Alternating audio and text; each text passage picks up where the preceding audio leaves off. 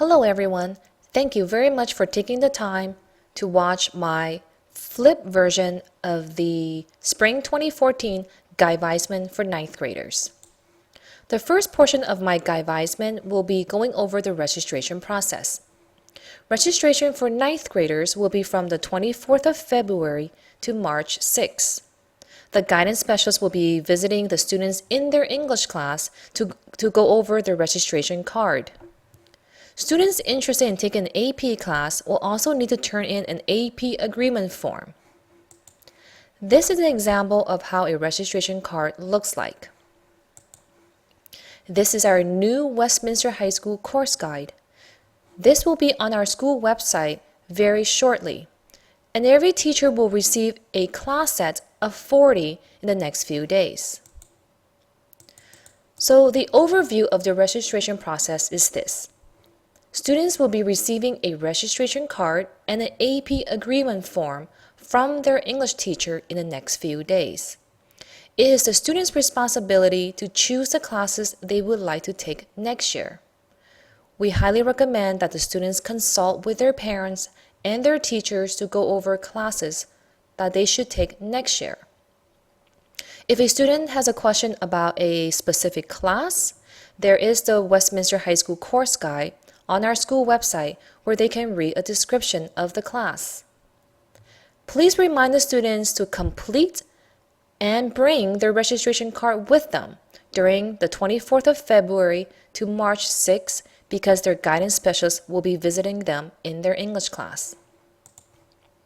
There will be an AP Elective Fair on Wednesday the 19th from 1:30 to 2:30 at Buckingham Square. This is a great opportunity to learn about the many diverse programs and courses we offer at this school. For students who are interested in taking honors and AP classes next year, this is a very crucial time for them to go to the fair because some teachers will be providing summer assignments. Now that concludes the registration portion of Guidevisement. Now let's talk about the graduation requirements. Remind the students that in order for them to earn a high school diploma, they must have passed at least 220 credits. Every time they pass a class with a grade of D- or better, they have received 5 credits. So for example, every student will take English for 4 years. If the students pass the classes with a D- or better, they will have received 40 credits. Students will also need to take 1 year of world history, usually in their 10th grade, 1 year of U.S. history in their junior year, 1 semester of U.S. government, and 1 semester of economics in their senior year. Students will also need to take 3 years of math and has to at least go up to Algebra 1. To earn a diploma, they also need to have passed 1 year of physical science, 1 year of life science, 2 years of PE, usually in their 9th and 10th grades, and 3 semesters or a year and a half in VPA, world language, or applied curriculum. Most 9th graders are currently taking a semester of health. Now, some students in different programs will need to take health during the summer. These students may include students in the Merits program, in the AVID program, band, or other extenuating circumstance. Students will also need to fulfill 60 elective credits as well as pass the high school exit exam. The first opportunity for them to take the exit exam will be next year when they're sophomores during the month of March. This is the Huntington Beach Union High School District 4-year plan. Students can find and fill this plan out on our school website as well as our district website. Now, during this time, the students should be getting a little restless because we just provide them with a bunch of information. So this is a good time to motivate them that every student can go to college. This is a short video clip that I found on YouTube. All you have to do is go here and click the play, and it will lead you to the YouTube link. Please show this clip to your students to motivate them that every student can go to college. Now, to go straight to a 4-year university, Students must earn all of their A through G academic grades with a C or better. Now, the college requirements are different from graduation requirements. The first, of course, is that they need to have a C or better. For math, to graduate, they only need to go up to Algebra 1. However, for college requirements, students must take and pass Algebra 1, Geometry, and Algebra 2. Now, we do recommend students taking a third or even the fourth year of math.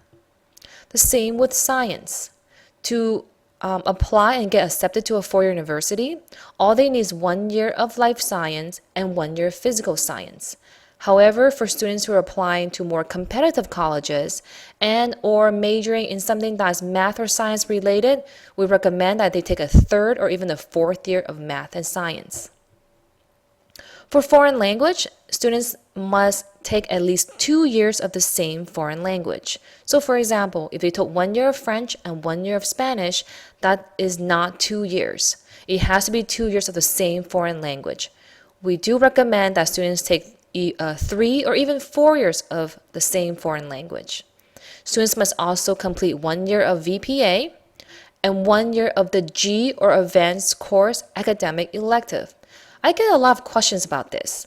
So I'll give you an example. If a student took 3 years of Spanish, I tell the students that by passing Spanish 1 and Spanish 2, they have fulfilled the E requirement. Now, passing Spanish 3, that's an advanced class. They have fulfilled 1 year of the required G elective. Now, this is the very exciting part. This is the guarantee acceptance. Most students do not know that we actually have 2 feeder colleges that give our students guarantee acceptance or guarantee admissions. The 2 feeder colleges are Cal State Long Beach and Cal State Fullerton. So what does guarantee admissions mean to our students? Okay, it means that as long as our students meet the minimum eligibility index, or what I call the EI, then they pretty much get guarantee acceptance. So how do we calculate the student's EI? It's quite simple. Here's the SAT and the ACT. I'll use the SAT because this seems to be more of the popular test. So I'll give you an example. So let's say I'm a student at Westminster High School, and now the GPA is a weighted A through G GPA. I'm a student and my weighted A through G GPA, let's say it's a 2.9. So my 2.9 multiplied by 800 plus my SAT math. So let's say my SAT math is 630 plus my SAT critical reading, and let's say mine is 560. If I do the math, my EI score is 3,510. So, with my 3,510, I actually have met the minimum EI of 3,200 set by Cal State Long Beach, which means that I'll be guaranteed accepted to Cal State Long Beach. Same with Cal State Fullerton. Their EI is slightly higher, it's 3,400. But again, the example I provided earlier, which is 3,510, what that means is that as a student at Westminster High School, I have guaranteed admissions to both of these Cal States, which is pretty awesome. This slide goes into the differences between SAT versus ACT. Now, we understand that not every student wants to go straight to a four-year university, and that's okay. This slide talks about getting into a community college. And just to let you know, we do have over 100 community colleges in the state of California. Now, these are more of the local community colleges, Golden West, OCC, Santa Ana, and just some of their career and certificate programs. These are more of our popular programs: Police Academy, Video Game Design, and Criminal Justice. And these again are just some of the schools I found that offer these programs. Now, we want every year in high school for our students to be a successful one.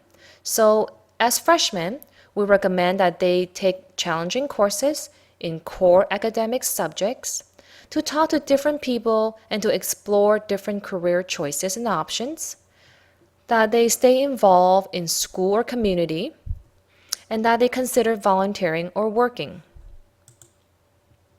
The conclusion of the Guidevisement is that we encourage all students to pass their classes because they have very few remediation options: to keep up their GPA, to take the SAT or the ACT tests, and keep their options open.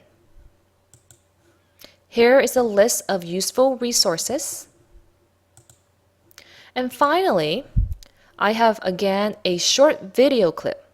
And my formula of success is motivation plus hard work.